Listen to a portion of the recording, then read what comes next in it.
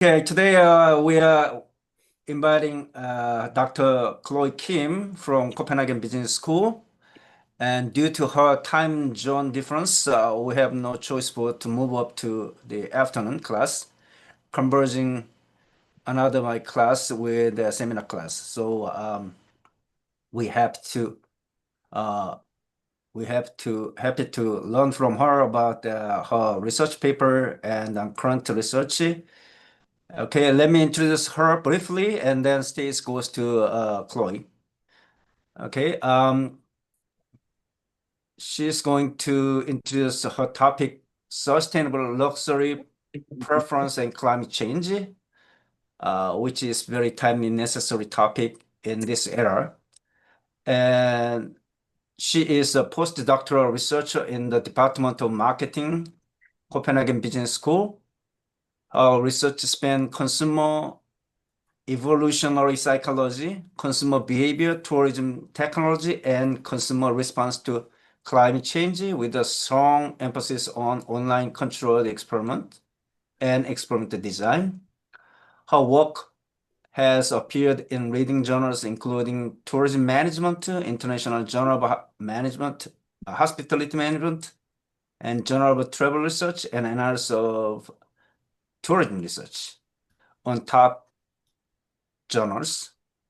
And topic is a social jet lag, the paper we just read last week, and sustainable luxury choice and compensatory travel. Okay, she is tremendously achievement in recent days at the top tier journal. So it's a very good chance to us to learn from her about her topic as well as the research method. Okay, we stopped here and stage goes to you. Right, thank you very much. I will just quickly share my screen. Mhm.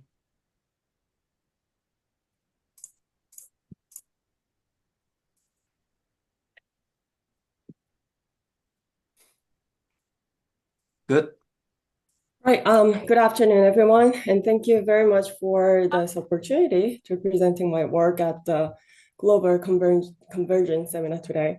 And I'll introduce my recent publication on the sustainable luxury that I have published as Dr. Corbett introduces earlier this year at the International Journal of Hospitality Management.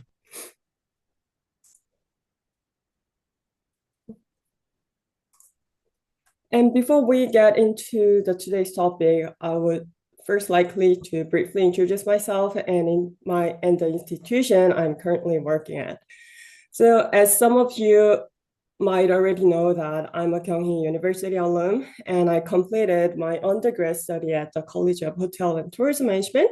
And I also earned my dual degree in hotel and restaurant management from the University of Houston.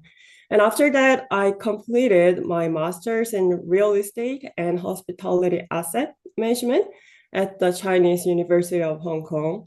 Then I worked in the industry for several years before returning to Kyunghee University to pursue my PhD. And during my PhD, I had opportunity to spend a year as a visiting researcher at the University of Portsmouth in the UK, which was last year. And I successfully complete my PhD this past August. And right after graduating, I joined the Copenhagen Business School as a postdoctoral researcher at the Department of Marketing. And between my academic journeys, I have worked mainly in the hospitality and tourism sectors, including the hotels, resort and event marketing, and the convention bureaus. And because I spent a good portion of my career in the luxury hospitality, one of my core research interest naturally falls into the luxury consumption and luxury experiences. And alongside that, I also focus on consumer behavior, consumer psychology, and tourism technologies as well.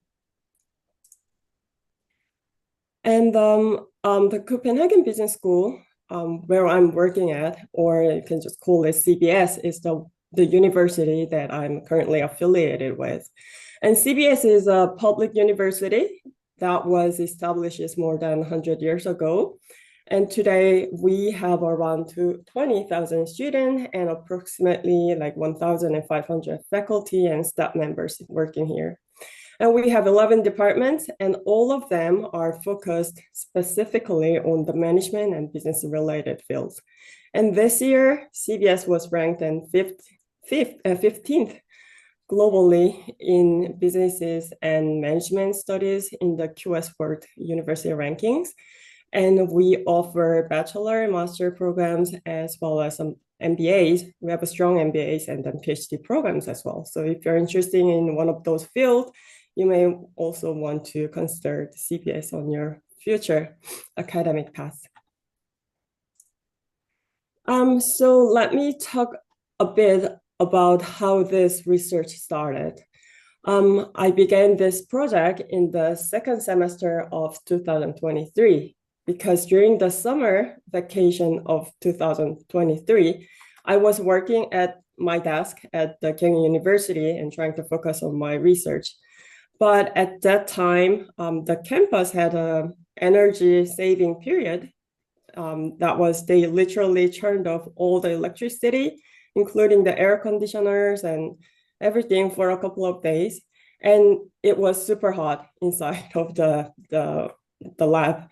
And in those weeks, I actually had several times of heat stroke during that times as well. And of course, it wasn't just the Korea, and that summer was extreme everywhere, including the US and many other countries. So that was the moment that I thought that, okay, this isn't just a random hot summer. Climate change is real, and I need to take a look into sustainability seriously. And that's how I got into this research. And if you remember how hot this summer was, especially in Korea, you probably felt the same. Climate change is no longer the science fiction sci-fi story. It is happening right now. And even in the UK, which is usually pretty cool in the summer, we had days over 30 degrees in London. And when I moved to Copenhagen, in this summer, around late August, everyone keep telling me that this weather is not normal, and it's usually sunny. It was unusually sunny and warm this year. So after experiencing all of this firsthand, I felt that I need to take sustainability and climate change more seriously, especially within my research focus on the luxury hospitality and tourism area.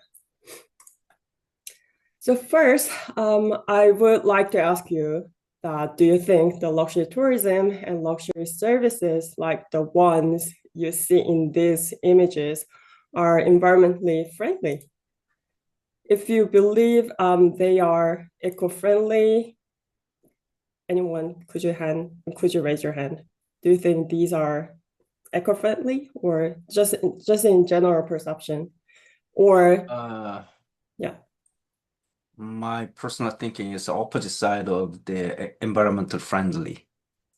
And it's my perception. When we purchasing luxury products or service, people pretty much enjoy their instinct and nature and something, desire of humans, which means they don't want to restrict it from the kind of a moral and ethical issue.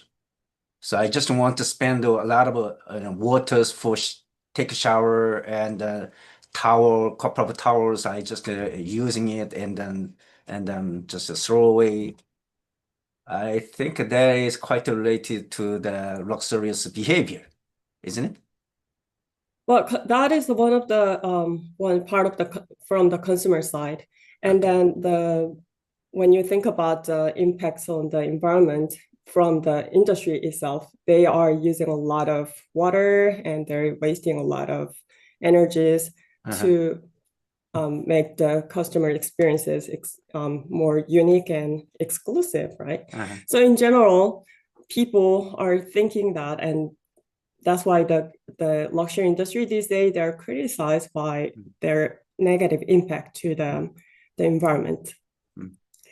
So with that in mind, anyone knows any sustainable programs in luxury tourism or luxury companies are implementing? Anyone has any idea for that? Any actions, sustainable actions?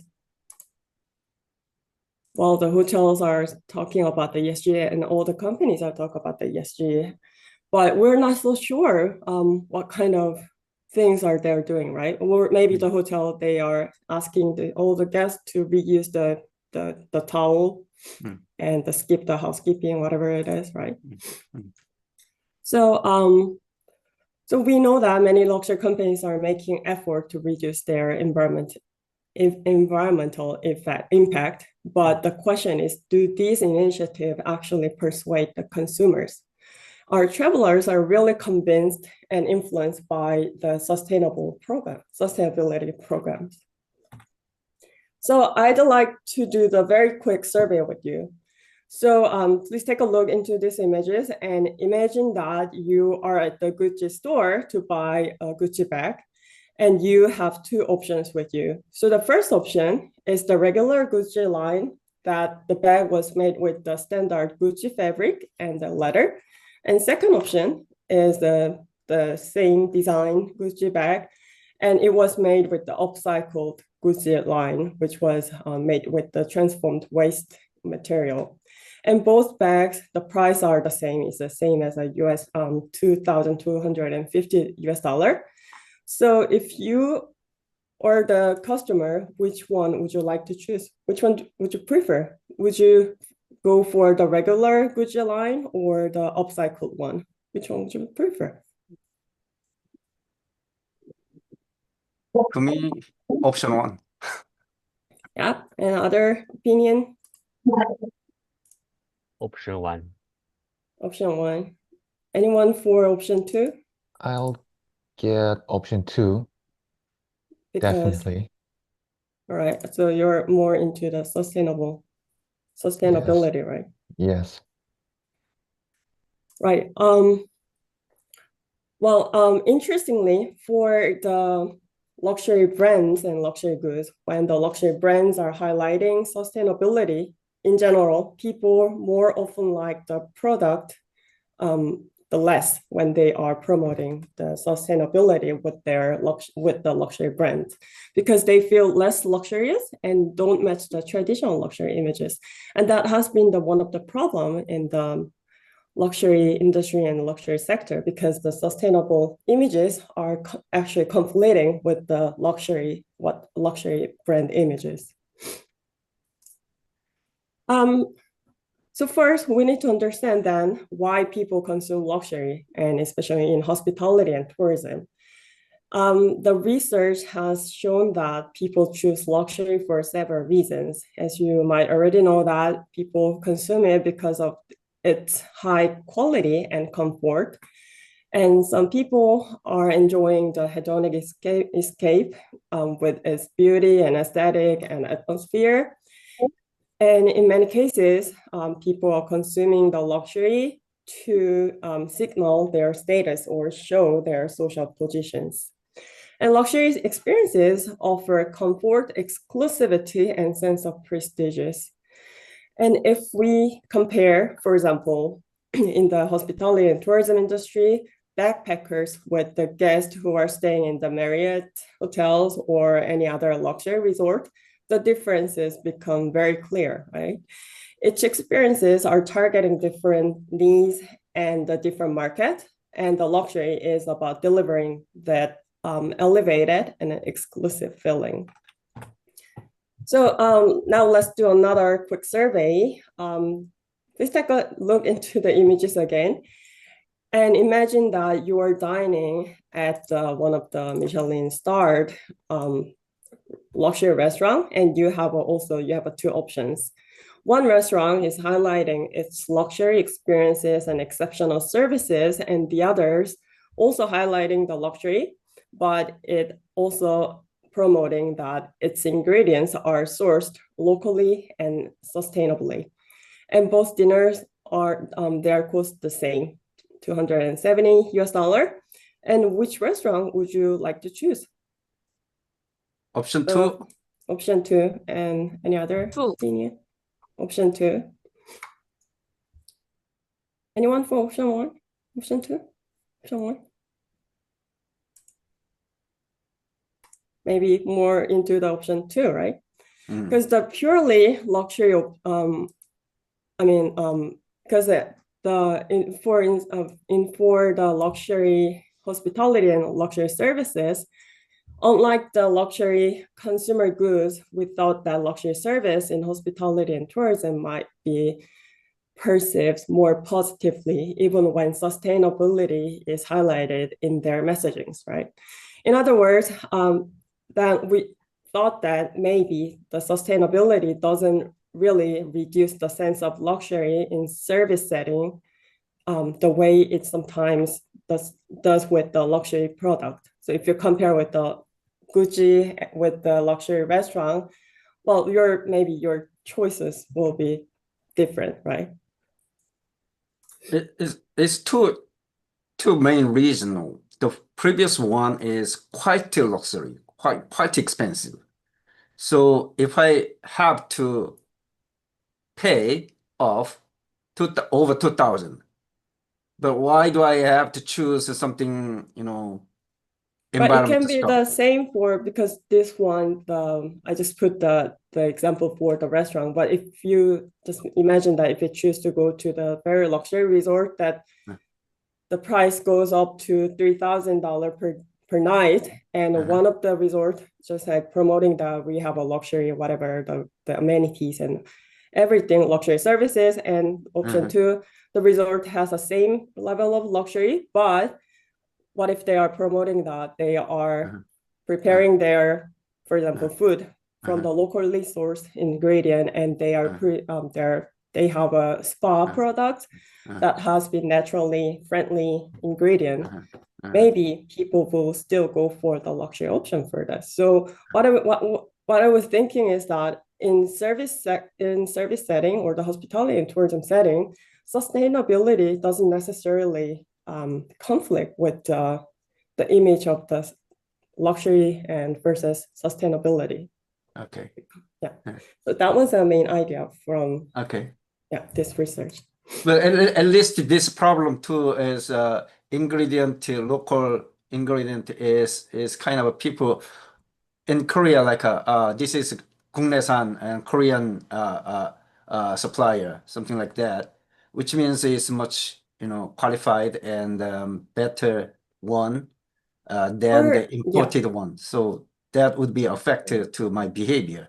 No, in fact, when we're talking about the locally sourced ingredient and in terms of the sustainability, it's more into the community support. Okay, so it's not from like Korean made, whatever, but it's from maybe the small community, and they have their own product, and we're using it, and we're helping the community to make it the business sustainable for both the residents and the tourism sector.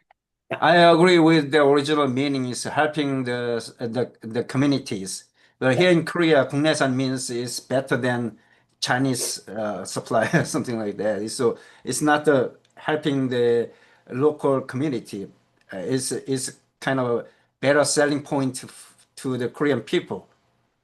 Well, that can be that is different by the country, but mainly when they are mentioning about it, it's more into the community bonding and community relationship. It's not related to this research, but anyway, it's something different story. Right.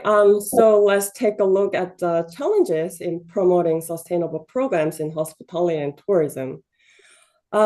We briefly noticed that maybe sustainability can work better in luxury tourism and hospitality, but still there are some challenges in promoting sustainability program and persuading the consumers within the hospitality and tourism.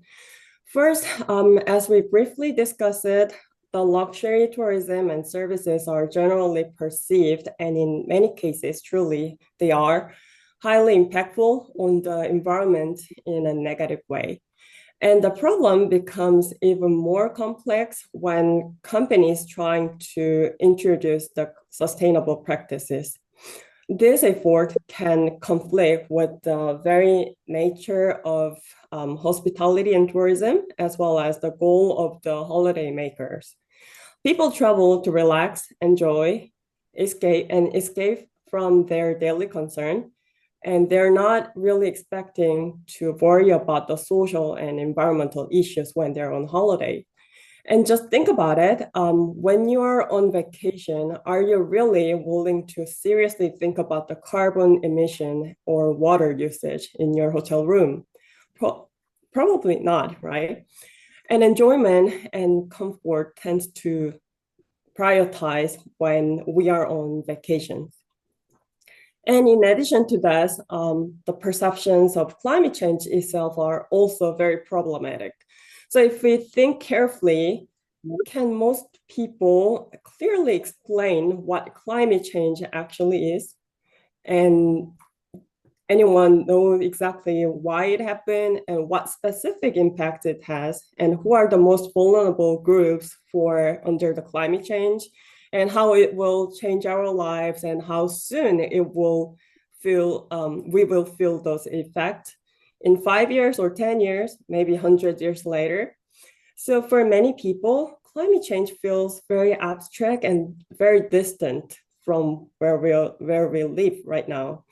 And when sometimes something feels distant, it becomes harder to take meaningful action or change our behaviors. However, one of the most common ways to encourage consumers to behave sustainably in tourism and hospitality is through the messaging framing, especially the norm-based appeals. So for example, this messages is the real message that I saw at one of the business hotel in Germany. So now take a look at this. Like, can you imagine that when you just enter your hotel room and you saw these messages, can you imagine how many tons of towels are washed every day in all the hotels all over the world, and the monstrous amount of washing powder needed, which thereby pollute our waters? Now, I would like to ask you, how many vacationers or business travelers do you think they will actually stop and carefully read about these messages? Are you willing to read about these messages and take action against it? Like, Definitely, I don't agree with the message because I am busy. I'm go to that place for my business purpose. Why do I care that kind of moral-based message? yeah, exactly. Yeah. That become a problem in tourism and hospitality sustainability actions. So especially in our field, these kind of messages have shown very limited impact on consumer behavior, because as we already know that this is just a piece of paper they are waiting for another paper to deliver whatever messages to us, right? So the researchers have started to move beyond the traditional message framing and instead explore the other mechanisms other than norm-based appealing. That includes such as a nudging, habit, and or emotions to encouraging the sustainable actions. But I think if we use like emotional something appealing, Yeah. very very very serious emotional image to me, that is kind of a shock to me, and then wow. So wow effect. Wow, it's a really very bad wow effect. Then I can probably catch on that environment issue. Yeah, so that is where our study has been started, right? So for this research, we focused on the emotions and affect, as Dr. Ku mentioned that. And emotions and cognitions are not opposite or not conflicting concept or construct. They are actually complement each other in decision making. Now, although I use the term emotion here, but there are a few related concepts we should distinguish. Affect is the broadest term. It refers to the very general positive or negative feeling towards an event or object or other object. Like, for example, if you see some flower, you feel positive, and that will be just the affect. But emotions are more specific and adaptive reaction that occurs in response to the particular situation or trigger, like feelings such as, well, if you are doing good on your exam, maybe you feel happy. And if you're on a holiday and your flight canceled, you feel frustrating, angry, fear. And this kind of emotion at the given moment are the specific emotions we're all called that as emotions. And moods, on the other side, they are more diffused. They last longer and don't necessarily have a very clear cue, for example, being in a good mood or bad mood throughout the day, right? And these emotional reactions can influence and even predict the certain behavior. So in other words, how people feel in the moment can guide what they choose to do. And for this research, we are using emotions and affective states more interchangeably. However, even though emotions can play a major role in psychology and consumer behavior, they are still largely underexplored in the luxury tourism, especially when it comes to the sustainable actions. So we know from research that emotions can serve as fast decision shortcut. And from stress coping literature, we also know that when people experiences any negative emotion or they are in the negative affective state, that is especially relating to the climate changes and climate crisis, they may try to cope with it by behaving in a way that helps reduce the harm to the environment or in a way that they can alleviate their negative emotional state. So by examining the emotional and affective responses to the climate issues, we may better understand and maybe we can better predict the sustainable behaviors in luxury tourism settings. So building on this logic, we would like to introduce the affect heuristic theory. The affect heuristic refers to a psychological shortcut in judgment and decision-making, where people rely on their positive or negative feeling to evaluate the certain information or certain situations.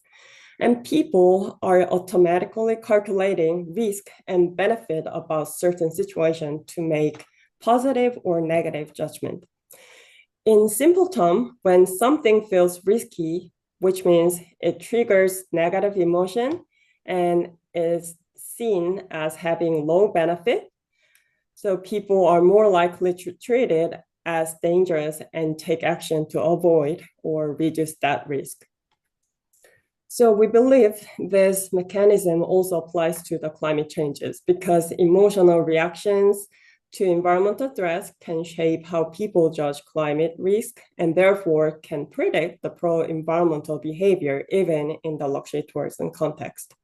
So if you see these images here, well, the example here will be the nuclear power, but if we are replacing with the climate changes, maybe people might think that the information says that it has a low in benefit and high in risk. So our global evaluation will be very risky situation in terms of the climate changes. When negative emotions are triggered by climate-related issues, people may feel motivated to take pro-environmental actions. Unpleasant feeling can push us to avoid the negative situation and seek the solutions. Now, please take a look at this picture. How does it make you feel? What would you want to do in this situation? And how would you calculate the risk and benefit?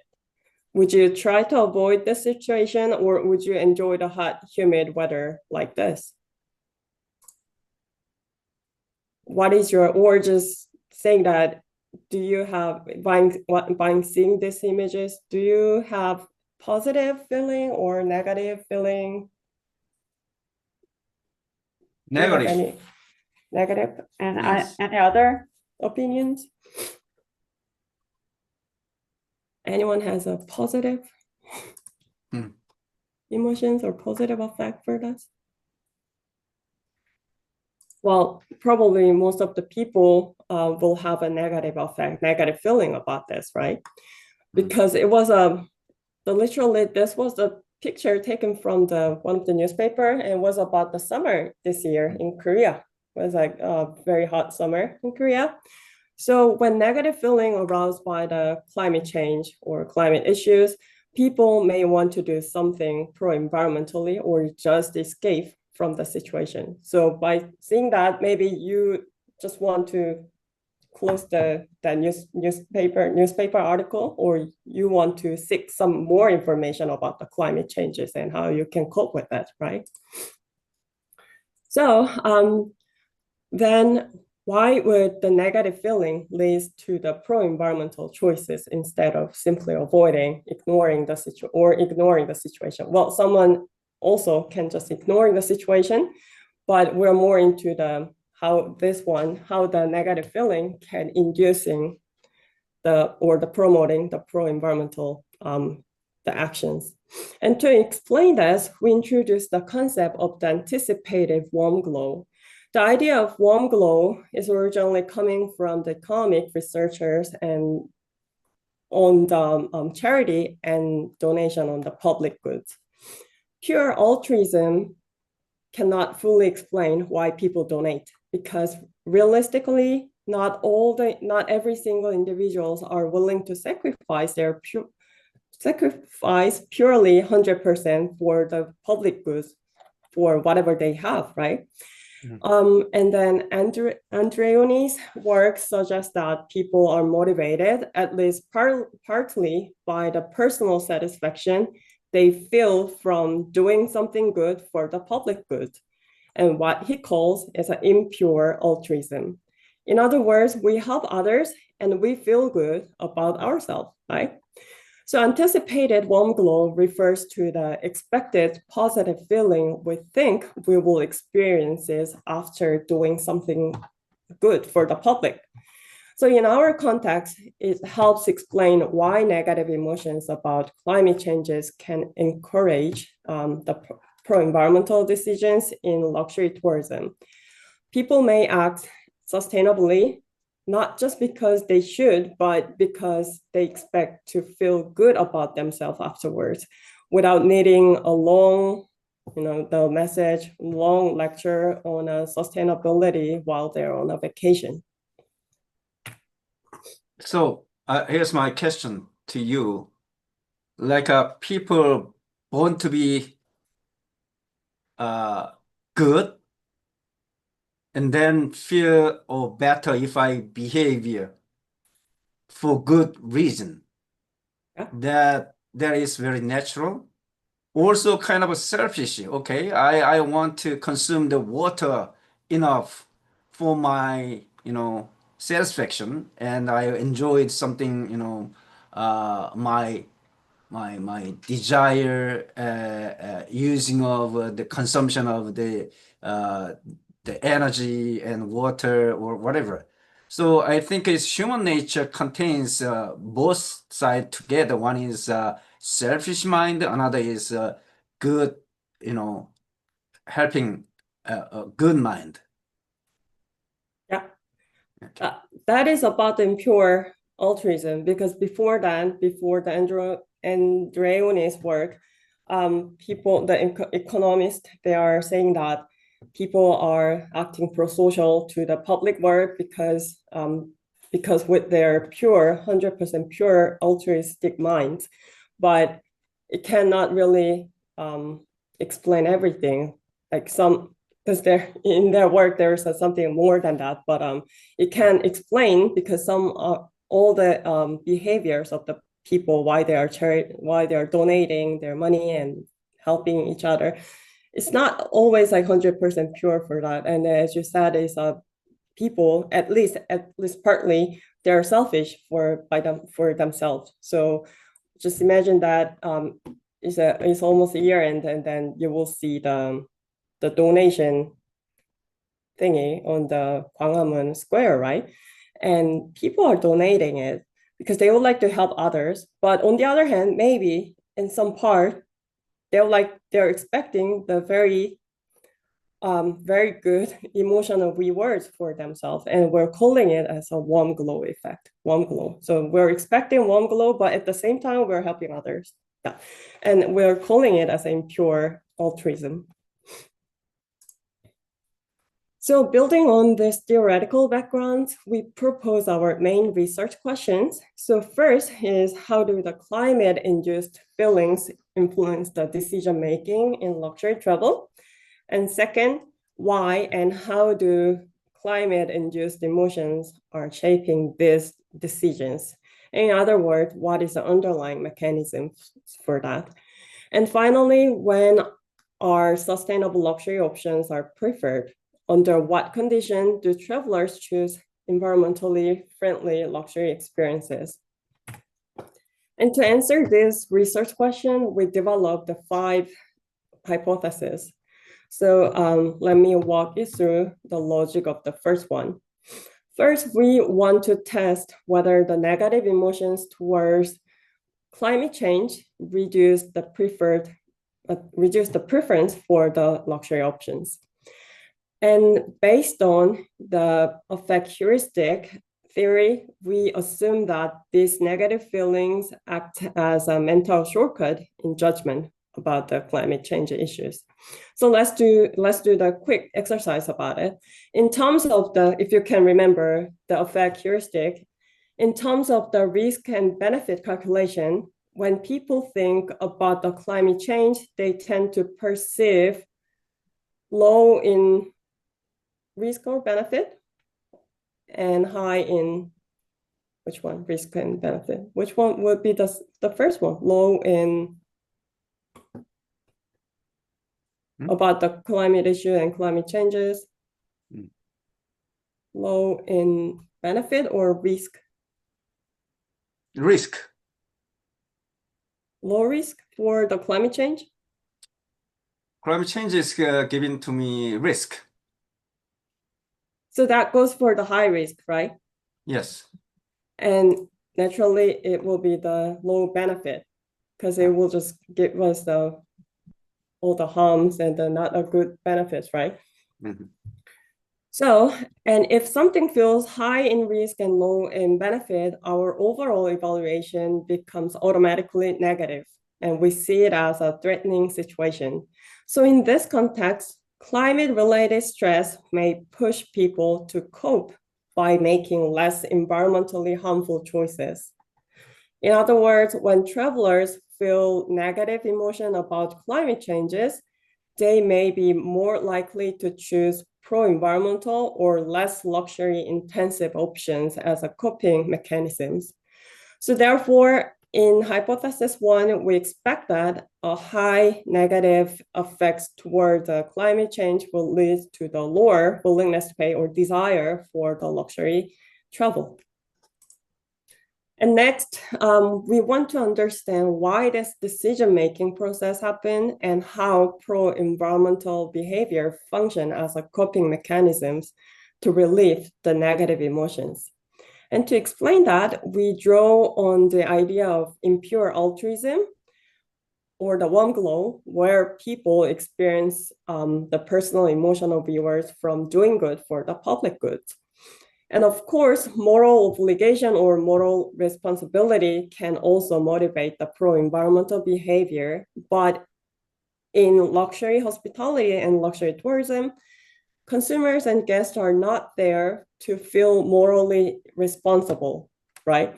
They're paying for the comfort, enjoyment, and a more premium experiences.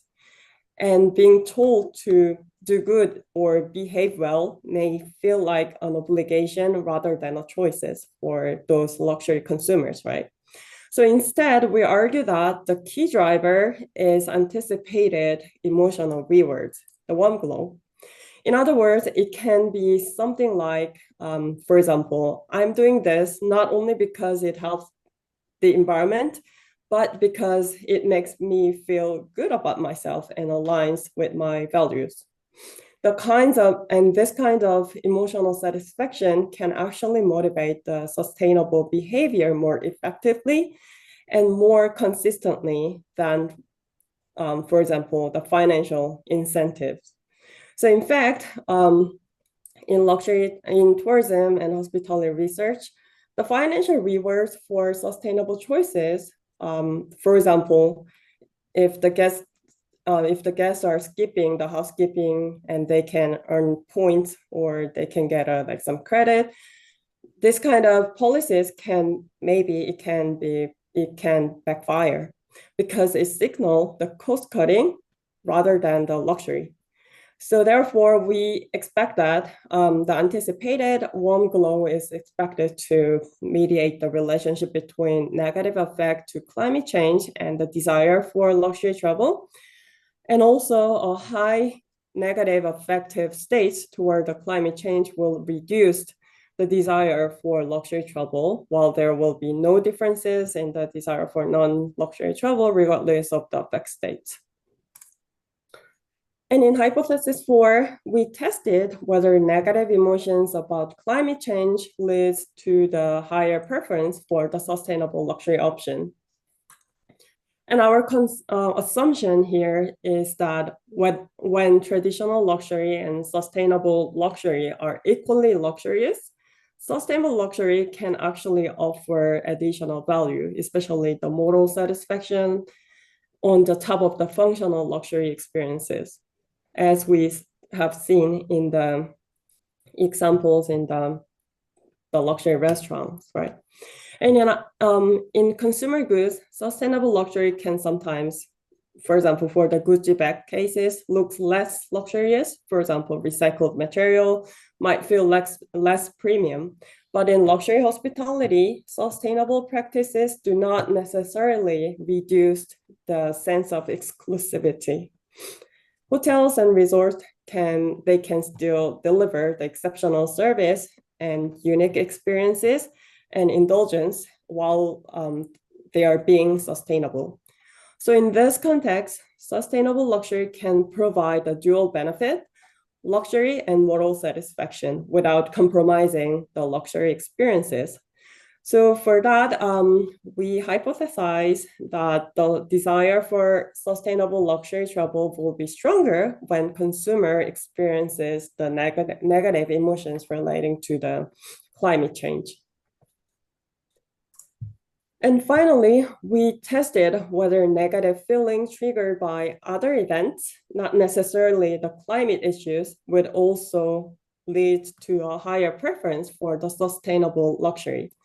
It is because negative emotions can arise from many different situations. And the previous research showed that negative affect can sometimes increase the pro-social behavior because people, they want to restore their emotional balance by doing something good. However, negative emotions can also have the opposite effect. They may lead people to defend themselves psychologically, such as by denying responsibility or distancing themselves from the issue.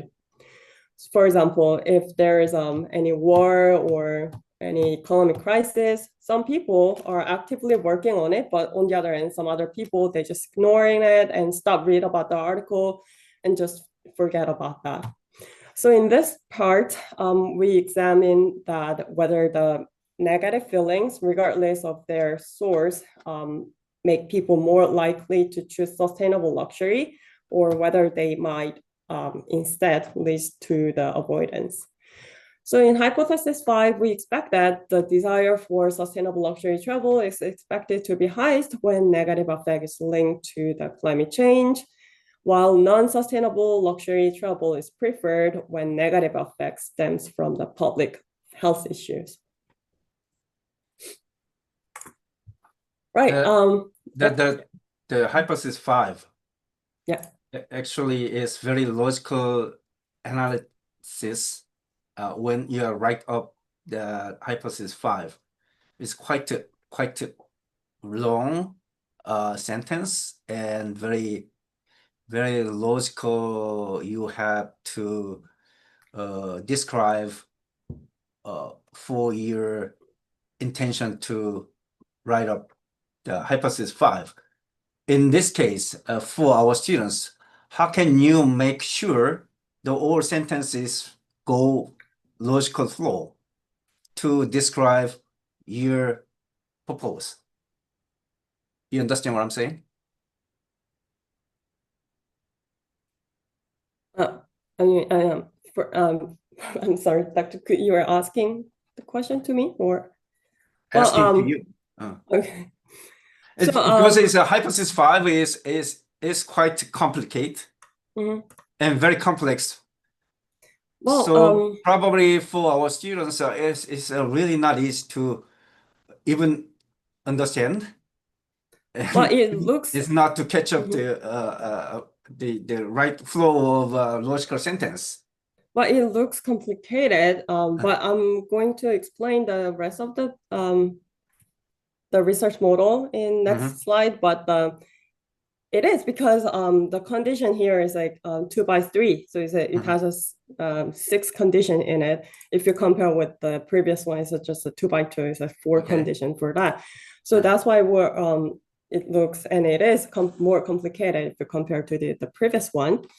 But when you are writing the more complicated conditions, like not just 2 by 2, 2 by 3, or 3-way interaction, or whatever the thing is, it is better that you are explaining every single condition as much as possible, even though it gets longer, the sentence gets longer, but it's always better that you're explaining each conditions as much as possible. That's why we're writing as much as well.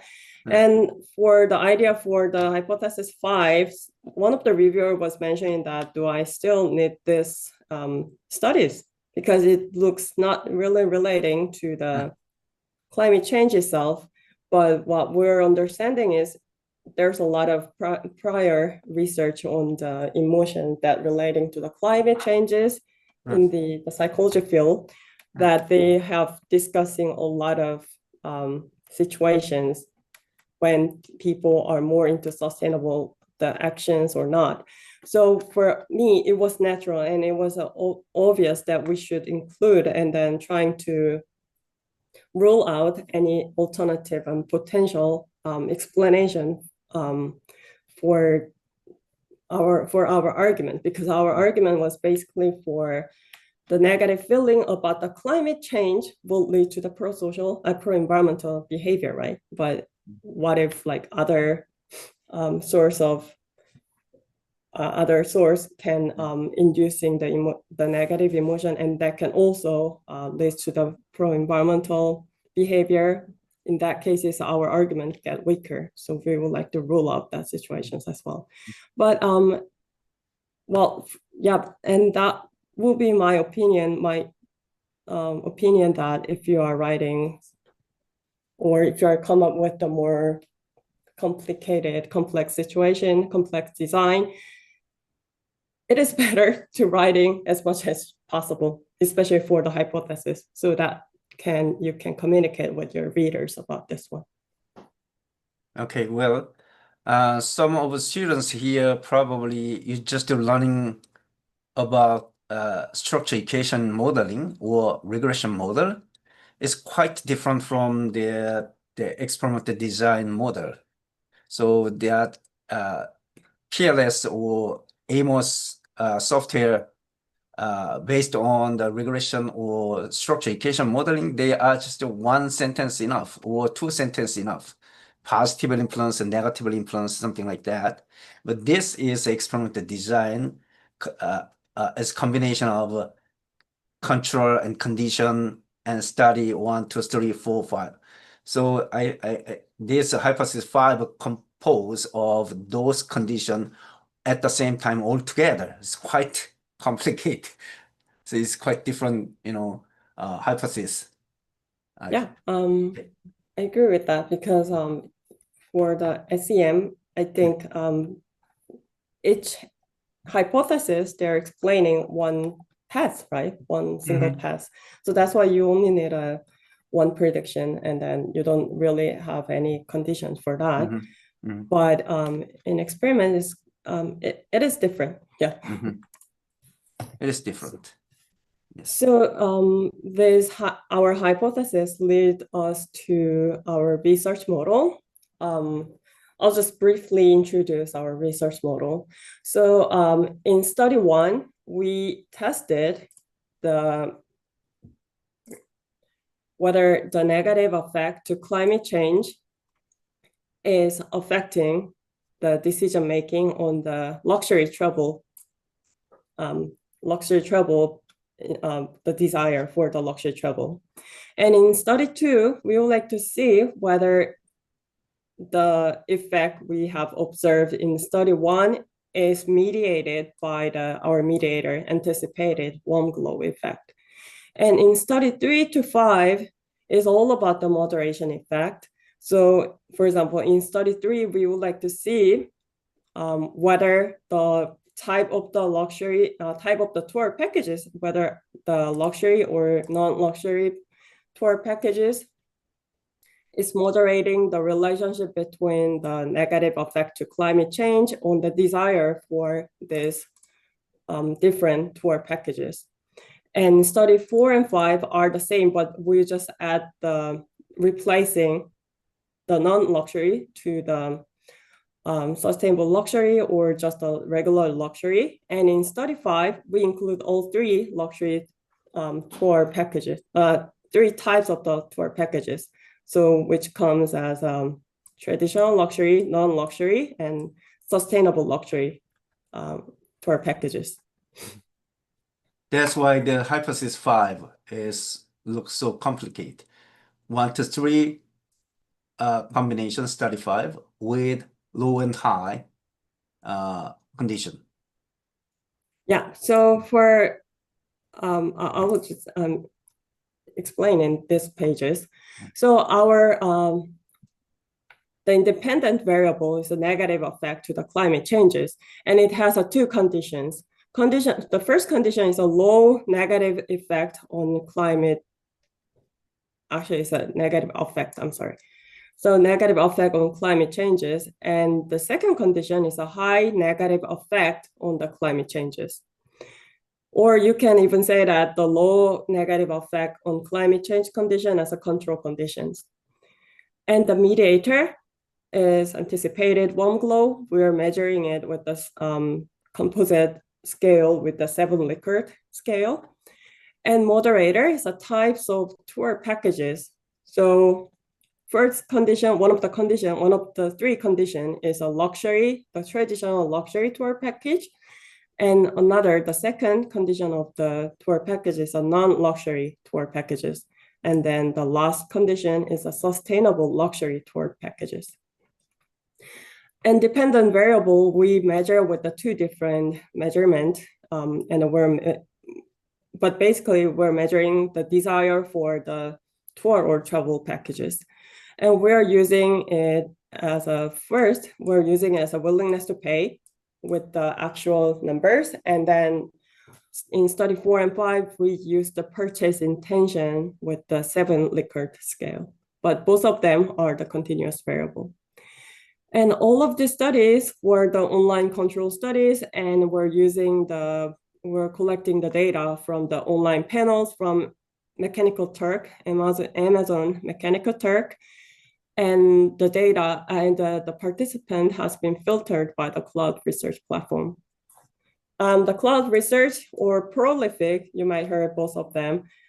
Either of it, you can use it for the better quality of the participant, the responses. And here are the study stimuli and measurement we used. If you remember our independent variable, it was the negative effect on climate changes, either high or low, right? In high conditions, we show them in the high negative climate emotion conditions. We show the participant that the articles and images highlighting the climate risk, climate threat to human and the biosphere. And in the control condition or the low negative climate emotion conditions, participants, they reviewed the very neutral content, specifically articles and images about the do-it-yourself activities. So nothing positive, nothing negative about their the emotional state. Here's a question to you. Yeah. Okay. We don't quite understand. You adopt a high condition of negative image, left side, Yeah. is very sensible and understandable. And then there's neutral case. But what if we don't use negative low condition comparing to high condition? What if you are using the negative low condition, right? Uh-huh. You mean Uh-huh. instead Uh-huh. of this one? Yes. Yeah, well, I was also think about that one though, but in fact, in the experimental study, it is better way to include the conditional control condition like this Uh-huh. one, because in that way you can compare with whatever the treatment groups that you're comparing with. And we also think about to make it three conditions as well: low, high, and condition, like control conditions. But in that case, is the research get too complicated at the end of the day. So that's why we're just like omitting and reduced it to the control condition and high. Okay, following question is, even if we use neutral condition for experiment, and then we can say this is a low negative experiment design. Is that right? For me, it was okay. Or otherwise, the reviewers might say I have to change to the control condition. But anyway, because we're aiming at, I didn't include it at the result here, but when you are doing the manipulation check, we were measuring the negative affect state, negative emotional state with each of the conditions. And then if you, the results say that this one is way lower, this one elicited the way lower negative emotion. So for me, it was natural. It was okay. Okay. Because to say that, but some people might say it's a neutral, but compared to this one is more high, and this one is a lower in negative emotion. Right. And for study 5, if you recall that, because we're including the situation where other source can also elicit the negative emotional state. So instead of the do-it-yourself article, we use a different control conditions, an article about the public hygiene issues in order to elicit the similar level of negative affect. And for the moderator, which was a trouble toward packages, we used these stimuli. So the first one, in luxury condition, we show that the luxury amenities and luxury airlines and luxury services that the packages has included, and what kind of awards they have been winning for. And in sustainable luxury, some are replaced with for example, if you check the amenities here, it's the same Bulgari amenities, but for the sustainable luxury, we change it into plastic-free room amenities and 100% organic, fair trade, cotton, linen, and bedding. And for the spa amenities, we're saying that we're using the natural skincare ingredient from the sea, and then how this resort and airline has been recognized for being sustainable. And for the non-luxury condition, it was just the simple non-luxury amenities and services, and very basic and simple services here. And we use another stimuli for tour packages with different content for study 2 and 3, just to show that we have replicated the manipulation with another content. So in luxury tour packages situation, conditions, we're showing all different inclusions that are implying the luxury service and luxury amenities. And non-luxury tour packages is more likely for the mass tourism tour packages. And to measure the luxuriousness and perceived sustainability of each tour packages, we use those questions. And actually, these two are called the manipulation check question to see if people are really think the luxury package to be luxury or luxury sustainable as sustainable, more sustainable compared to luxury tour packages. And for effect measurement about climate issues and other conditions, we use the holistic effect scale. So if you see here, based on the article and images, please rate each statement and statement below. And they're all like very pleasant, favorable, positive, like this. And to measure the anticipated warm glow, we used the 4-item and used as a composite scale for this one. And for dependent variable, we measure as either the willingness to pay and the purchase intention.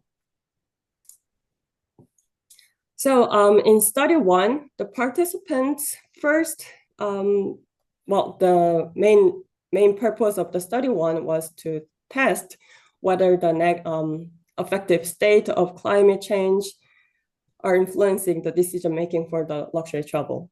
So participants, they first read about one of the assigned article, then they reviewed a hypothetical scenario in which they are seeing the luxury tour packages for their vacation, and we asked the willingness to pay for that.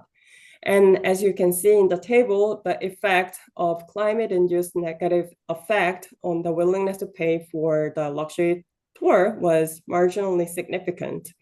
And although the p-value is marginal, it still suggests a meaningful trend that participants who experiences negative climate emotions reported lower willingness to pay for the luxury tour compared to those in the control conditions. And in study 2, we tested the mediational effects of anticipated warm glow. And in this study, we looked at whether negative emotions about climate change reduce the people's desire for luxury travel, and whether this happened through the anticipated warm glow. And interestingly, the direct effect of climate-induced negative emotion on luxury travel desire was not significant. So feeling bad about climate change by itself did not directly reduce the luxury travel interest. However, the indirect effect through the anticipated warm glow was significant. What this means is that when people experiences the negative climate emotion, they felt a higher sense of anticipated emotional rewards from making sustainable choices. And this warm glow expectation in return reduced their willingness to pay for the luxury travel. So the emotional rewards pathway, not the direct climate effect, explains why the sustainability becomes more attractive. The shift away from luxury travel only happens when people expect to feel good by choosing a pro-environmental alternatives. And this pattern is consistent with the indirect only mediation, showing that the warm glow mechanism is necessarily to explain how climate emotions influence the behavior. And additionally, when we tested the mediational effects of moral obligation, it was not significant. So at least for the context of under the hospitality and tourism, moral obligation or moral responsibility was not significant as a mediator. So this model describe us even we feel negative feeling. I mean, climate change we are perceive. does not affect desire for luxury. But when you feel or when you perceive the negative affection by my heart, then we can move. So the important thing is appreciating people touch or emotional touch beyond just the direct the logical flow between climate change to the luxurious desire. Yes, that's correct, because just think about it, like if you see the polar bears like starving, this kind of photos, and then or all this climate crisis, all this information you have read about it, it by itself, it doesn't really affect to the desire of the decision making on the travel, this luxury travel. But as it says, there's a mediating effect of the anticipated warm glow. So people are choosing or deciding travel, a luxury travel, prefer or not, based on their expectation on their emotional rewards, not just because of the negative effect that they experiences at the moment that they are seeing the informations, right? So here is a result like a minus effect here, t value minus, and that means negative effect is oppositely to the anticipate warm glow. It's more like, that's why I put the quote here. It's more like when people are feeling the climate changes, which is when they're seeing the climate change and they have a high negative effect about that, their anticipated warm glow is more. Okay. And the warm glow is positively related to desire for luxurious travel. Yeah. Simply. Yes. And here is not significant. They're not significant. So your research finding is so interesting because of this part. Right? Yeah. Okay. Thank you. And now let's take a look at this interaction effect. This analysis examines whether negative climate effect changes the people's preference for regular luxury versus non-luxury travel. And the interaction was significant, meaning that the climate-related emotions influence preferences differently depending on the type of travel options. And here we compare the non-luxury and luxury choices under different emotional conditions. And for non-luxury tour group, it was not affected by the emotional state, by climate changes, by showing the similar level of desire. However, for luxury travel group, when climate emotions were activated, we see a clear pattern that the preference was significantly lower than the control group. So to wrap this part up, when we compare the non-luxury and luxury travel options across emotional conditions, we see two things.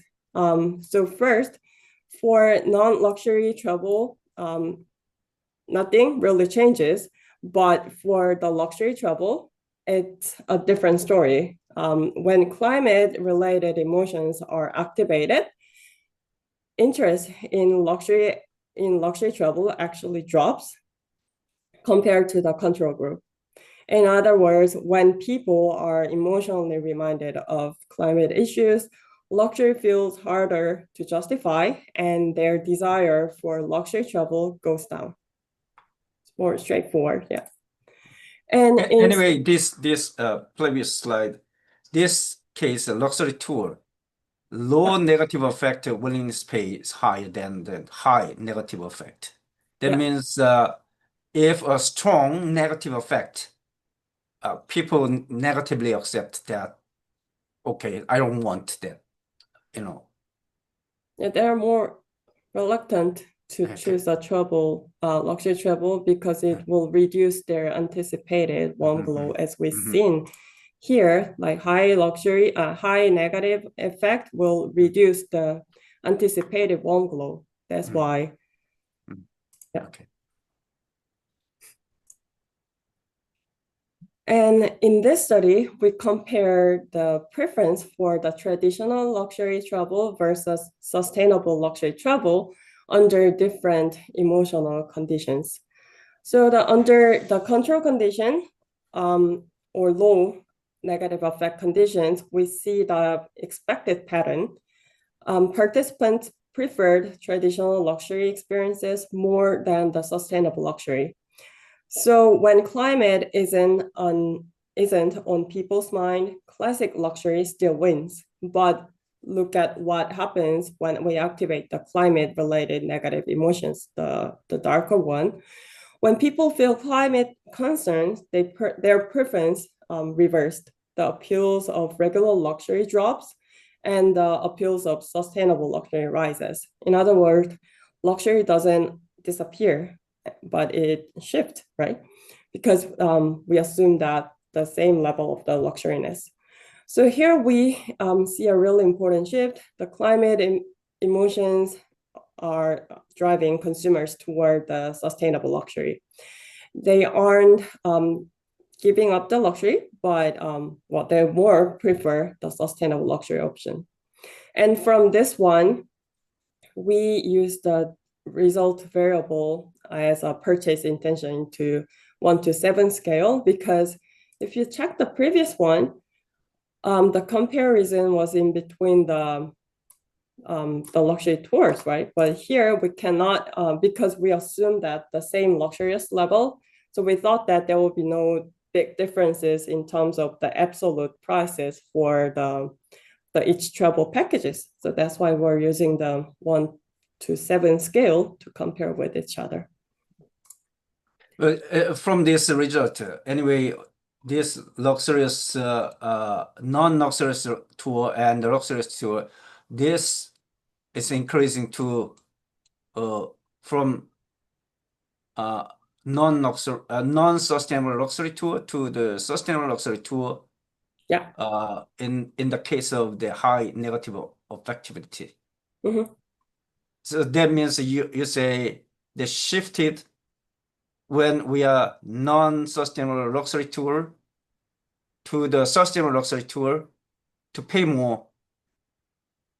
No, it's not pay more, because that's why we're using the Pay to purchase intention. intention. Okay. Yeah. Okay. Because if we are using this absolute scale, so how much would you like to pay for each travel, then because we assume that the non-luxury and sustainable luxury will be on the same level of luxuriness, that people might saying that, well, I pay for the 1,500 for the traditional luxury, and they might say that I will pay for the 1,450 for the sustainable luxury. So that will be no statistical changes with that one. So that's why we're using the 1.7 scale to make it more comparable. And now in the final study, in study 5, we used a 2x3 design, and we compared the two types of negative emotions. One triggered by climate change and the other one triggered by the public health issues. And then look at the responses to 3 types of the tour packages: traditional luxury, sustainable luxury, and non-luxury options.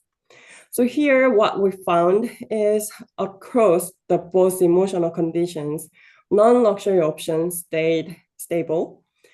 And under climate-related emotions, people prefer sustainable luxury the most. So climate concern is encouraging the sustainable luxury desire while dropping the preference for the traditional luxury travel. When the negative emotion comes from the public hygiene issue, luxury preference shift the traditional luxury instead, and sustainable luxury has been dropped. in this cases, traditional luxury becomes the most preferred option. So overall, climate emotion push consumers toward the sustainable luxury, while other negative emotion driving them back to the traditional luxury. So by doing that, we are trying to strengthen our argument that the negative emotions to the climate change is the one that drive the people to be the more pro-environmental. Okay, please explain once again public health issue. Yeah. In case of public health issue, a negative effect is in the luxury tour. Is higher than this one.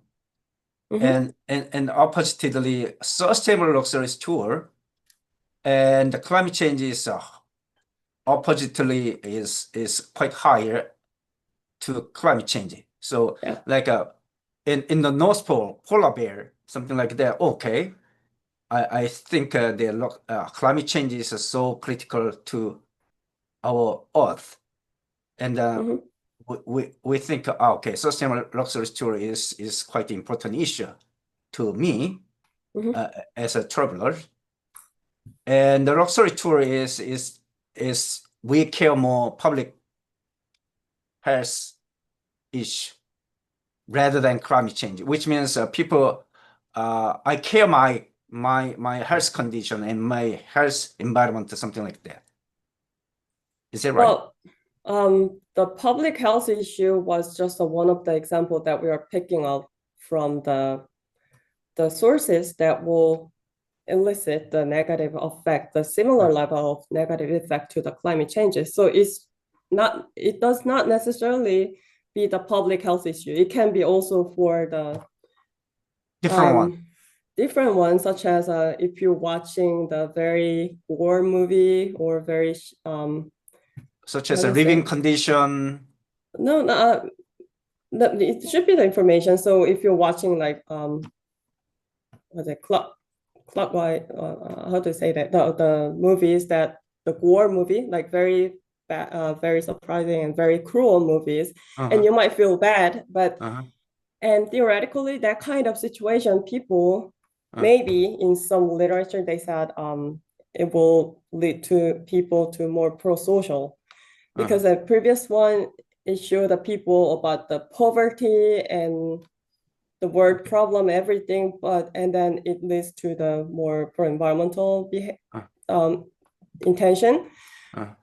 But what I'm thinking is, whatever the source of the negative effect apart from the climate change is that people are still go for the luxury, the traditional luxury, to compensate or to balancing their negative emotions for this one. But when it comes to climate changes, they are more motivated for the sustainable luxuries for that. And somehow we have to choose something related issue with the climate change. No, not necessarily. This one cannot be the climate change issue, cannot be relating to the climate change issue. So let's go back to the stimuli.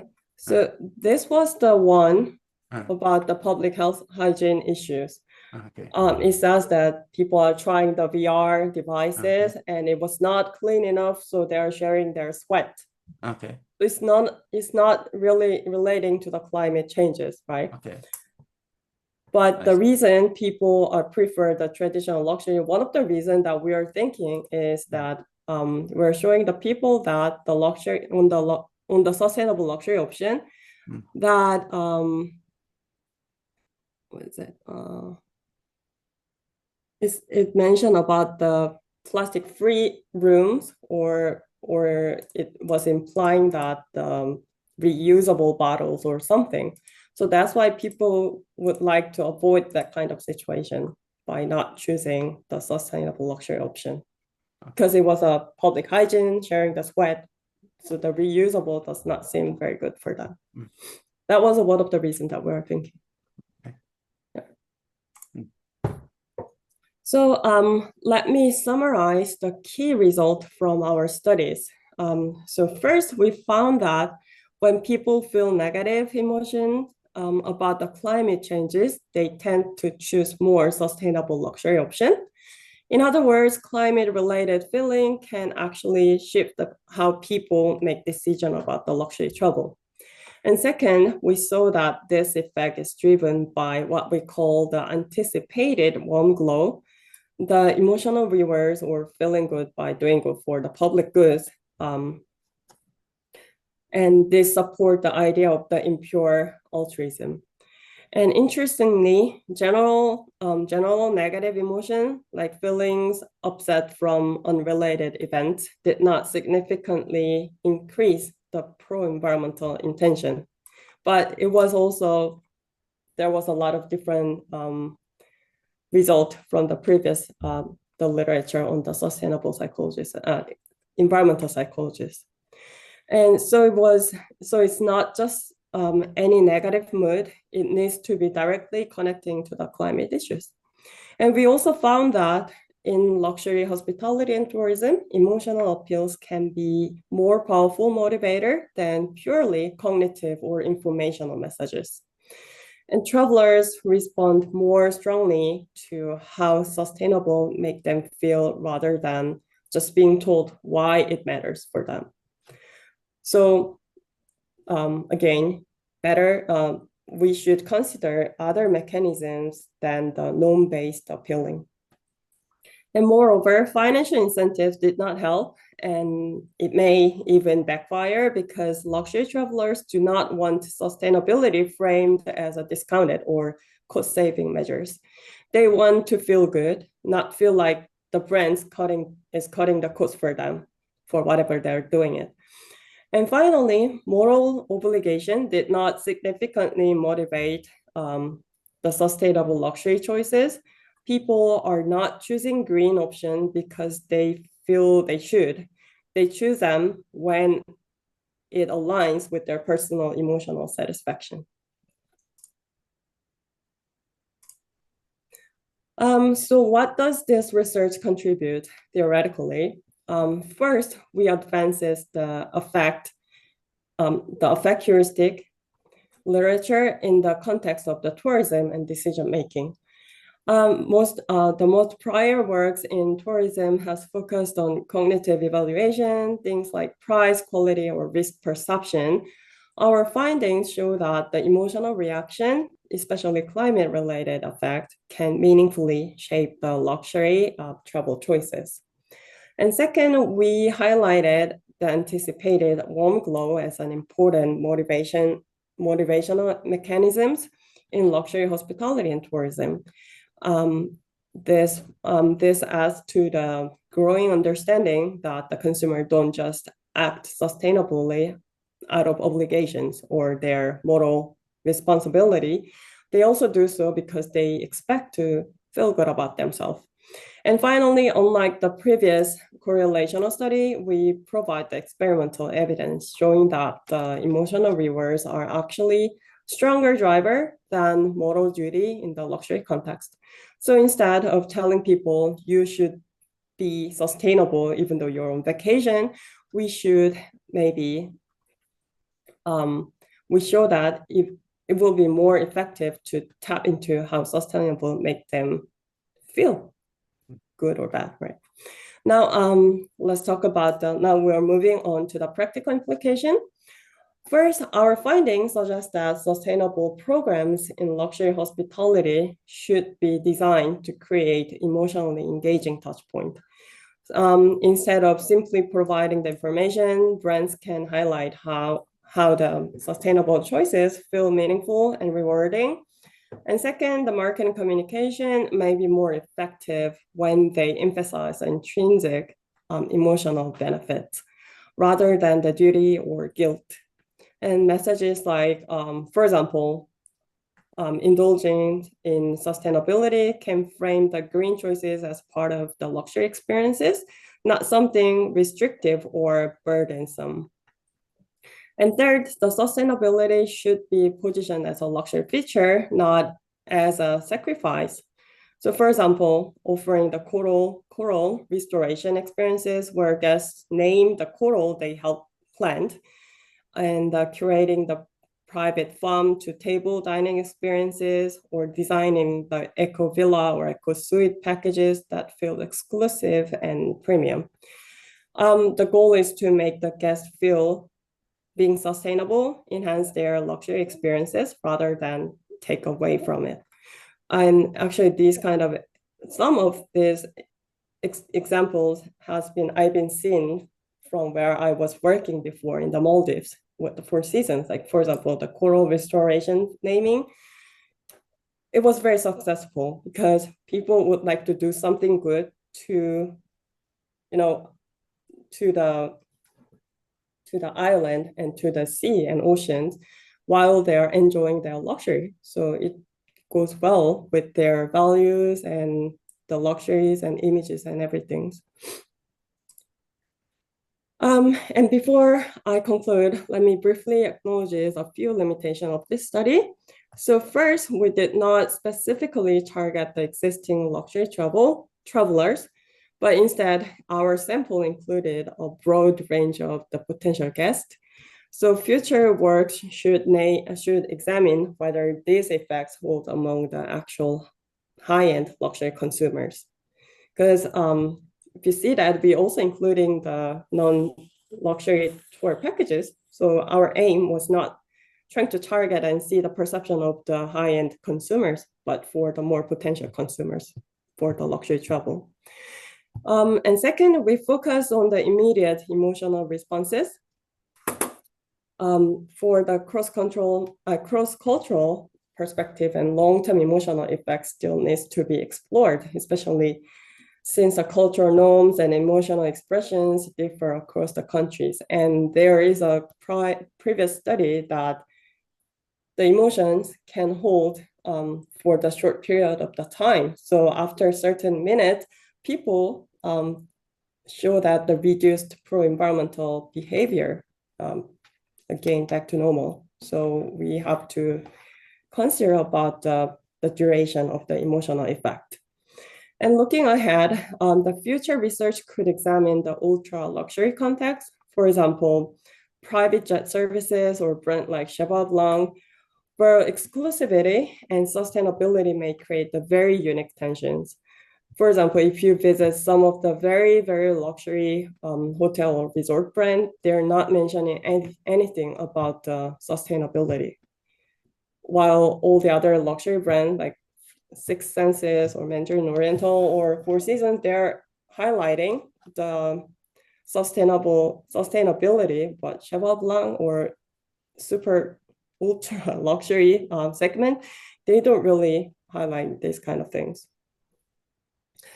And of course, the field experiments in real hotel environment would be a valuable next step to validate these findings in practices, because we are only conducting with the online hypothetical setting. So we only highlighting the internal validities, but to increase the external validity or ecological validity, it will be better that if we can have a field data relating to the sustainability in the luxury hospitality and tourism.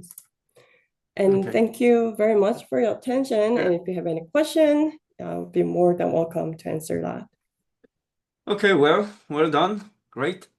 The last question, limitation, you said cultural, cross-cultural and long-term emotion. And actually, luxury product and luxury service is quite above out of standardization. So probably the country, advanced country, probably more focus on this kind of an issue rather than developing country. And also like a extra ultra luxurious, program, people probably exclusively enjoy their life. If we choose that, options, ultra luxury, it can be acceptable to negotiate with the reviewers, 리뷰에서 they don't like the ultra luxurious case because it's too way beyond. It is, and it's very hard to get a data from them and to approach them.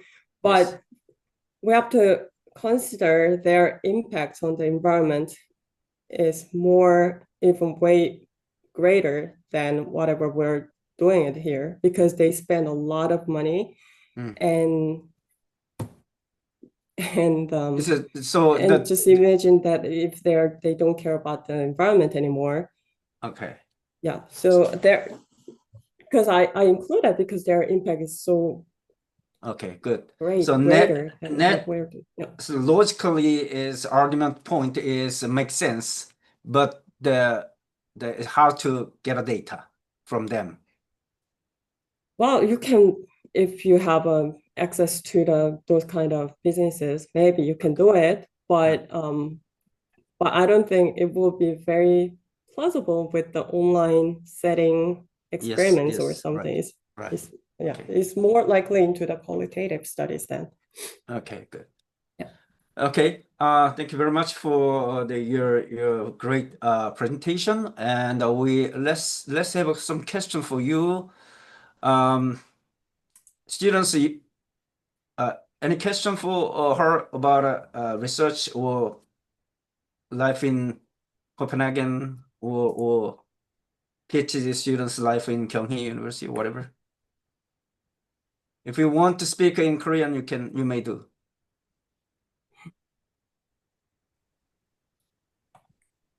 Okay, if 한국말로 not, 질문해도 okay. 될까요? Yeah, yes. 코펜하겐이면은 이제 덴마크에서 계실 것 같은데, 네. 그쪽은 모르겠어요. 북유럽이라고 하기엔 조금 애매한가 싶은데, 아무튼 북유럽만큼 그 서스테이너블에 대해서 굉장히 정책적으로도 많이 하는 것 같은데, 좀 선생님께서 보시기에 호텔 분야에서 그 서스테이너블 투어리즘이 진짜 실현이 가능할 거라고 생각을 하시는 건지, 아니면은 오늘 발표해 주셨던 것처럼 어떤 그런 사람들의 심리라든지 이런 것들을 잘 터치하고 그거를 좀 더 촉진을 시키는 어떤 마케팅 요소가 필요하다고 그렇게 좀 더 집중을 하시는 건지 좀 궁금합니다. 네. 일단 덴마크는 북유럽은 맞고요. 그리고 여기는 서스테이너빌리티가 큰 이슈이긴 합니다. 그래서 이제 뭐 호텔이라기보다는 여기 호텔 산업보다는 관광 산업이 좀 더 큰 것 같고요. 관광 산업에 대해서는 서스테이너빌리티가 조금 넓은 범위로 이해를 하고 있는 것 같아요. 예를 들면 연구자들이 좀 더 관심 있는 분야는 그 커뮤니티 단에서 어떻게 이 거주자들과 관광객들의 그런 텐션을 줄이고 같이 공생할 수 있는 그런 방안을 좀 더 생각하는 쪽으로 서스테이너블을 이해하고 있는 것 같아요. 이 덴마크에서 제가 지금까지 느낀 거로는요. 네, 그리고 두 번째 말씀해 주신 거로는 어떻게 잠시만요. 네, 어떻게 그 사람들 어떤 식으로 서스테이너빌리티가 진행이 돼야 되냐고 여쭤보신 것 같은데요. 근데 가장 제가 이런 것도 여기에 계신 교수님들하고 가끔 얘기를 해봤는데요. 근데 동의하는 거는 그냥 정부가 강압적으로 하면 된다 이건데, 근데 뭐 그러기가 쉽진 않고, 그래서 저는 어쨌든 이런 사람들의 인식이 변화가 돼야 된다고 생각을 하거든요. 근데 제가 이걸 느낀 게 아까 말씀드렸듯이 제가 그 포시즌에서 일을 했었는데 몰디브에서 일을 했거든요. 근데 거기도 이제 여러 종류의 손님들이 오시는데 아까 말씀드렸던 울트라 럭셔리를 제가 포함을 했던 이유가 엄청 부자인 분들이 오세요. 진짜 말도 안 되는 부자분들도 오시거든요. 근데 전세기 타고 뭐 해서 오시는데요. 그분들이 하시는 걸 보면 다 그렇진 않고 이제 일부 그런 부자분들이 하시는 재벌분들이 하시는 행동을 보면 약간 제가 이해가 안 되는 부분이 되게 많거든요. 그러니까 막 예를 들어서 전세기에 뭐 승무원하고 기장하고 다 해봤자 10명이 안 되는데 음식은 한 무슨 몇십 인분을 사가서 다 버리고 막 이런 행동을 되게 많이 했거든요. 근데 그 사람들이 돈이 있고 또 호텔은 돈을 버니까 뭐 좋다 이러면서 줬는데요. 저는 그런 게 좀 이해가 안 됐고, 저 사람들 왜 그렇게 하는지, 그리고 저 사람들의 인식을 어떻게 변화해야 되는지, 약간 그런 거에서 관심을 갖게 됐어요. 그래서 정부의 정책도 중요하고, 뭐 이런 회사에서 하는 거는 또 회사 나름대로 중요하지만, 제 생각에는 그래도 일단은 인식의 가장 큰 변화가 소비자 입장에서 소비자들이 인식을 변화하는 게 가장 임팩트가 있지 않을까 생각을 하고 있습니다. 근데 어렵긴 하겠죠. Okay. 네, 감사합니다. Any questions? Okay, let me ask you about you have a industrial experience about 7 years in Four Seasons Hotel. Yeah. And then come to Kyunghee University for achieving PhD. Yeah. As I remember, you have a high interest in finance issue and the finance topics rather than consumers and psychology. Mhm. And you are now totally changing from that point to the another point. Yeah. And also, actually, when I advising you, I am not good at this kind of experimental design, but you are starting to learn this experimental design, and then finally you are publishing very good top-tier journal recently. Mhm. So can you share your experience a little bit to our PhD students here? And third, you are in Korea and London and Copenhagen right now. Yeah. Can you say pro and cons about the research itself in the environment? Uh, so first, I was starting with the financial Mhm. finance, my interest in finance, because I got my interest in finance because if you see my master's, my major was real estate and hospitality asset management, and by that time, I wasn't even think about going back to the academia. And the reason I chose Hong Kong was I had the big dream that I was working in the central Hong Kong and make a lot of money in the investment banking. And that's why I was getting to the finance by that time. And I realized that after I came back to hotel and the academia, I realized that in finance is, at least for us, it's very unique area because it has a very limited, I mean, in terms of the academic stretch, it has a very limitation within it. And then you can't even compete. Maybe you can, but it's very hard to compete with the finance people. Mhm. So, and then in the journal wise, it's very tough and you need a very specific knowledges about the finance itself, even though it falls into the hotel industry.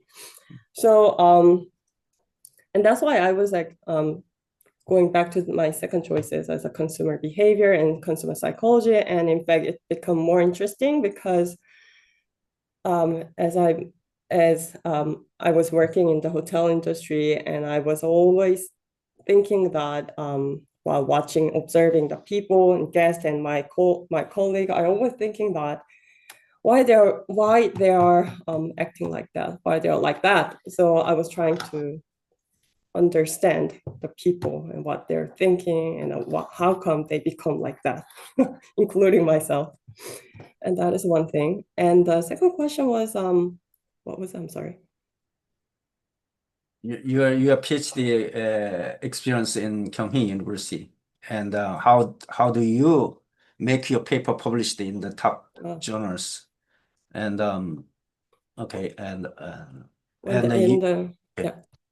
And for the methodology wise, Dr. Koo allowed me and my colleague introduced into the experimental study with the another professors. And for me, it was perfect fit because, as I mentioned, that I would like to see how people behave and how people think about certain things. And that is what the psychology and the marketing or consumer behaviors are doing it with the experimental design. So for me, it was very attractive. Now it's getting tough and tough to publish in travel and tourism and marketing journals, but still, it's for me, it's very attractive methodology compared with the others, other method.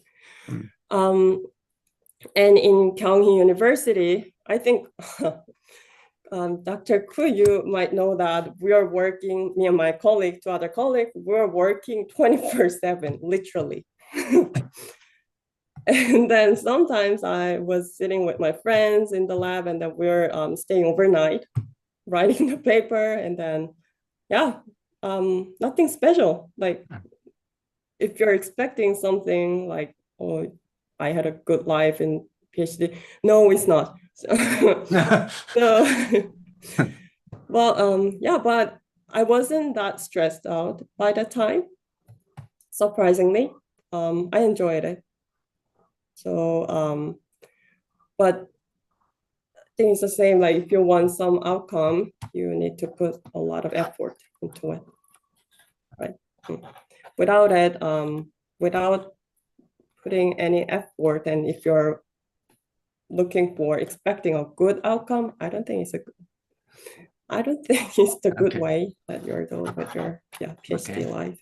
Yeah. But well, and then during the PhD, after my coursework, I was trying to, maybe Dr. Ku doesn't know about it, but I asked another professor to take their courses, their classes, like in the sociologies, and I took one class in the Swan campus, engineering. She ignored me many times, and she notified me later Yeah. after decision she made, and she notified me, and hey, I'm taking this class. Yeah. So I'm not comment on that, but I am angry in my mind, and but I just smile at her. Okay, you choose, you do. But because it was after all my coursework's done, so it was additional courses for me. So I took the one courses in the what is it, the digital 정경대, Okay.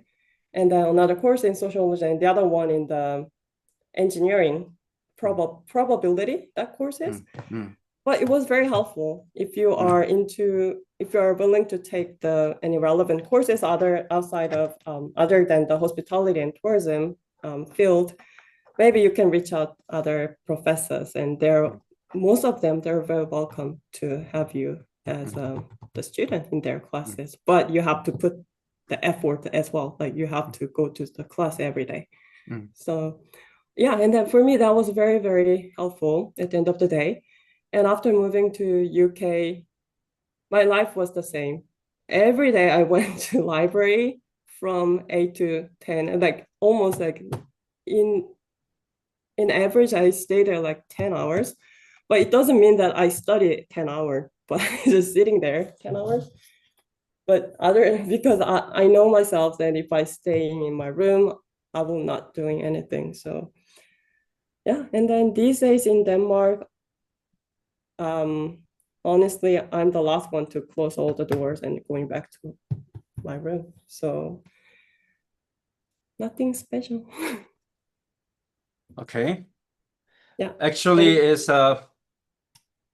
after graduation from Kyunghee University and got a job in a top school, Copenhagen Business School, is very difficult and isn't even unimaginable before her took the job. So, but everybody wished to invite her because of her research capability and outcomes of her effort. And so what's your next stage? And about my research, right? I'm sorry. Currently I'm working on many different projects, including tourism and hospitalities as well. But I'm also aiming to publish some of the papers in marketing regarding the consumer behaviors as well. Because I'm learning a lot these days, because here all the faculties are based from their background is from consumer behavior and marketing or even from engineering. And they're discussing every day the topic that I have never ever thought about before. But some of the topic can be merged into the tourism and hospitalities at the same time as well. And I would like to see how they are doing their experiments, including the lab experiments and the field experiments as well. So I'm more looking into the publication direction and the methodologies as well.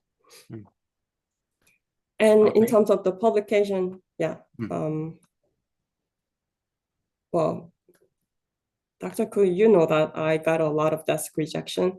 So I have a trauma with almost every single editor. So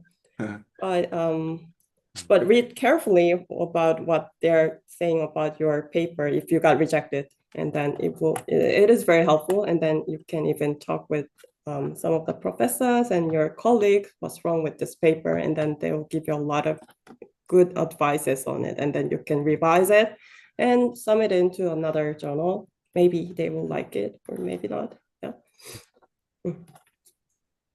Yes, we have a lot of rejection, and but based on that kind of the rejection and the redo, and then she's something she got the skillful and is knowledge and enhancement. So these days, her successful rate is quite high than the other times. So I trust her. She can get a job in the world, and hopefully Kyunghee University returning. 네. 저 질문 하나 Okay. 있는데요. Yeah, sure. 제가 논문을 서브밋을 딱 저번 주에 했거든요. 근데 아직 그 에디터들이 뭐 그게 어사인이 안 된 것 같아요. 네. 이게 언제쯤 이렇게 배정이 되고 그 심사에 들어가는지 그 기간을 잘 몰라서요. 어디다 냈는데? JTR이요. 에버리지는 네. 보통 그 웹사이트에 나와 있긴 하거든요. 네네. 얼마 정도 걸린다 이렇게 나와 있는데요. 근데 그게 저널마다 다르고 그 상황마다 다르긴 해요.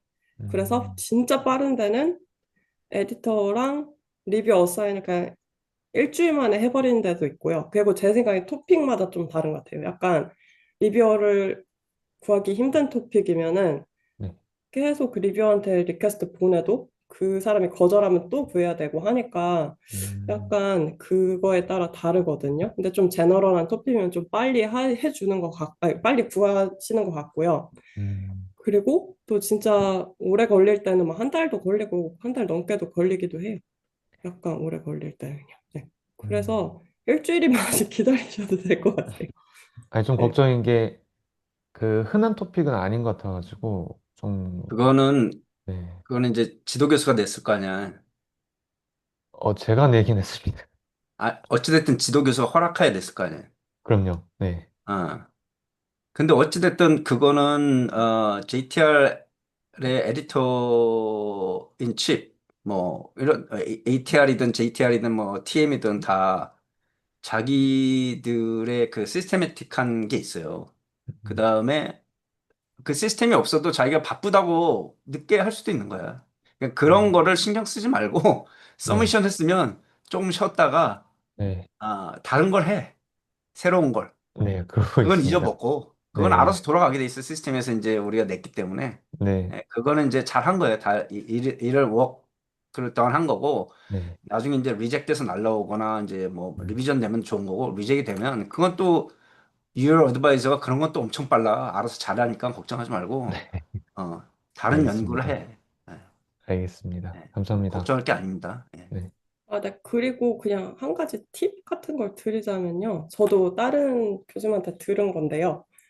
그 커버레터를 쓰시잖아요. 교신 네. 저자 역할을 하시면 커버레터를 쓰실 때 그 추천을 하실 수가 있거든요. 리뷰어 관련된 분을요. 근데 뭐 지도 음, 교수님을 추천한다 이러면 당연히 안 되고 네. 같은 학교인 분도 당연히 안 되죠. 그런 거 이제 다 크라이테리아에서 제외하고 그냥 저희끼리 얘기할 때는 네, 그 추천을 하실 수가 있어요. 관련된 분을. 그러면 음, 아니면 이제 전화를 보시고 아, 이분이 내 거 봐줬으면 좋겠다 하는 분을 이유랑 간단하게 그분 어플리에이션이랑 써서 추천을 하시면 그걸 참고를 하신다고 하시거든요.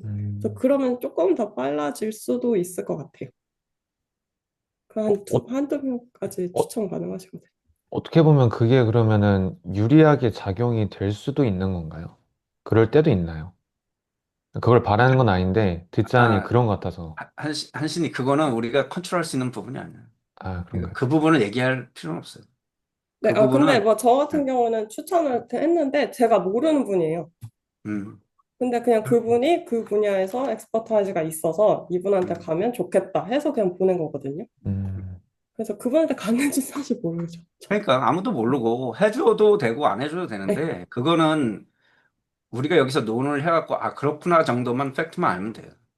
아 팩트가 그렇게 알겠습니다. 진행되는구나. 근데 컨트롤 안 되고 나도 에디터인데 그걸 누가 나한테 그거 추천합니다라고 하면 이 아는 놈을 추천했네 그럼 더 열받아갖고 더 딴 데로 보내. 음, 그러니까 그거는 뭐 컨트롤할 수 있는 부분이 아니까 그거 생각할 필요가 없고 좋은 연구를 해서 이제 연구 성과를 내는 게 중요하죠. 네. 음. 알겠습니다. 그 김지영 박사는 이제 덴마크에서 이제 경험해 보니까 세계적인 스쿨에서 교수들 만나서 이제 얘기해 보면 어 네, 그 유럽식 연구 방식이 있고 또 우리처럼 뭐 데이터를 분석하는 방법이 있고 막 이러잖아요. 네. 음, 그들이 갖고 있는 그 스트롱한 포인트가 있을 텐데 그게 다양한 뭐 이론이나 현상 이런 거를 우리보다 많이 아는 거예요. 어떻게 되는 거예요? 어때요? 그냥 제가 지금 음, 한 몇 개월 있어서 생각한 음, 거는요. 근데 음, 그나마 지금 제가 있는 데가 마케팅이고 음, 여기가 사실 교수님들 비율이 덴마크 분이 막 60%라면 외부인이 음, 40이에요. 되게 음, 외부에서 많이 오시거든요. 음, 그래서 퀄리테이티브도 많이 있으시긴 한데 음, 퀀트도 많이 하세요. 음, 그래서 그 특히나 마케팅이니까 여기 막 음, 이콘 하시는 분이나 음, 음, 실험하시는 분이 더 많긴 하거든요. 음, 근데 제가 좋은 거는 음, 여기서 아까도 말씀드렸듯이 전혀 생각을 못 해본 부분을 되게 접할 수가 있게 음, 되더라고요. 음, 그리고 음, 만약에 퀄리테이티브 연구하시는 분 강의를 그때 한번 들었는데요. 음, 저희가 정말 생각지도 못하는 제가 생각했던 퀄리티브는 그때까지만 해도 그냥 뭐 인터뷰를 한다 이 음, 정도였는데요. 그거 음, 말고 더 기발한 방법으로 퀄리테이티브 뭐 그림을 그려서 뭘 하시더라고요. 뭐 음, 그런 것도 있고 음, 그래서 뭐 그걸 제가 하겠다는 건 아니지만 약간 음, 그런 접근이 있을 수도 있고 음, 그리고 이 학교에서도 이제 학교가 추구하는 방향을 말을 하시는데 음, 그런 것들도 음, 좀 연구하는 데 도움이 되는 것 같아요. 예를 들어서 음, 뭐 학교도 그렇고 저희 과에서는 제가 전혀 관심이 없던 B2B 마케팅을 하시는 분들이 음, 많거든요. 약간 음, 세일즈 이런 걸 음, 하시는데요. 그런 경우에는 근데 쓰는 티오리 이론 같은 거는 큰 차이는 없어요, 사실. 막 음, 저희가 쓰는 게 더 사이콜로지컬한 거를 쓰고 그쪽은 오르가나이제이션 티오리를 쓰긴 하지만 음, 근데 큰 차이는 없거든요. 근데 그분들이 어쨌든 저희랑 말이 통하고 제가 막 그 연구에 관해서 이게 고민이고 이게 이렇다라고 막 상담을 드리면 그걸 음, 또 다 자기네 쪽으로 풀어서 얘기를 해주세요. 그래서 음, 상당히 못 음, 접해보지 못한 많은 부분을 음, 여기서 네, 배우고 있는 것 같습니다. 오케이. 그런 게 네, 신기한 것 같아요. 좋습니다. 자, 시간이 다 됐는데 혹시 누구 다른 분 질문 있습니까? either way, 영어 or English or 한글 acceptable. 자, 오늘 그 김지현 박사를 모시고 이렇게 어, 강의를 들었는데, 리서치를 들었는데, 저 정도까지 올라가면 이제 탑에 있는 사람들하고 싸움을 하는 거죠. 리뷰어하고 오서하고 싸움인데, 결국은 설득되려면 오늘도 본 것처럼 현상에 대한 걸 잡아내고 거기에 필요한 이제 이슈가 뭐고 거기 아까 로직이 보면 네거티브한 클라이밋 체인지가 이제 웜 그로우하고 어떻게 만들 그 부분 굉장히 중요한 포인트거든요. 예, 그런 부분들을 찾아내는 게 핵심이고 그다음에 메소돌로지는 뭐 김지현 박사도 알고 시작한 건 없어요. 예, 그래서 여러분들이 지금 늦었다고 생각하는 사람 바보고 지금 배워갖고 하면 이게 무슨 로켓 사이언스는 아니거든. 해갖고 하면 금방 합니다. 할 줄 알면 연구가 재밌어집니다. 그런데 우리 학교에 있는 분들 중에 그 많은 사람하고 얘기를 안 하거나 어떤 사설 받을 때 이렇게 내로하게 받기 때문에 그런 도전을 못 할 경우가 있는데 그건 좀 뭐 안타까운 사실인데 이런 세미나를 통해서 눈을 더 넓게 뜨고 세상을 바라볼 수 있는 계기가 됐으면 좋겠다는 생각이 듭니다. 뭐 나도 김재현 박사를 가르치지 않았어요. 그냥 가이드만 했고 이거 했으면 좋겠다. 그리고 나보다 잘하는 사람 내가 붙여주고 이 정도만 했지. 지도 교수가 뭐 하나하나 가르쳐 줄 수 없어요. 그 알아도 안 가르쳐 줄 수 있고 모르면 당연히 못 가르쳐 줘요. 그렇다고 못하는 건 아니거든. 다 할 수 있어요. 자, 오늘 여기까지 합시다 하고